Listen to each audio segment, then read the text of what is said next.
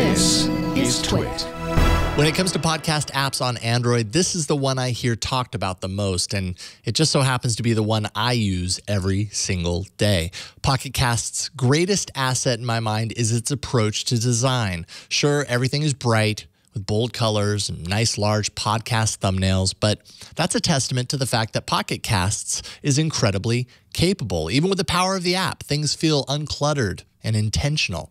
Here you see a list of all of the podcasts that I subscribe to on my account.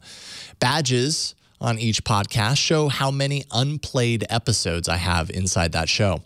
Tapping any of these animates nicely into a list of the episodes within the feed and nice big download buttons. If I've played any episode at any length, I know how far I made it into that episode with the circle that surrounds the play button. Now I can tap an episode and I get a nice material design tray with the details for that episode, time remaining in playback. There's a star for adding that to my favorites, and controls to add or remove it from my playlist. And of course, my favorite thing, you know, I've talked about it all the time on this show, the floating action button. And here, it's your play control. It's the little things in life. While playing back an episode, you get a nice full screen interface with big buttons and a few seek options. There's also a sleep timer. Of course, so many people falling asleep to podcasts. Who knew?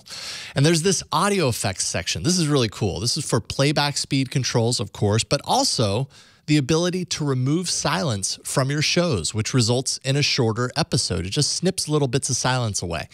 And volume boost, which is really cool if you have a show that isn't compressed enough or has soft speaking hosts, or maybe you're driving. You can apply those settings to all of your shows if you dare do so. Now, the slide outside tray gives you access to the episodes on your device by type, so audio or video, or the ones you've downloaded, and you can create your own filters there as well. And finally, Discover is where you'll go to find new shows to subscribe to, from trending and feature shows to categories, and of course, networks.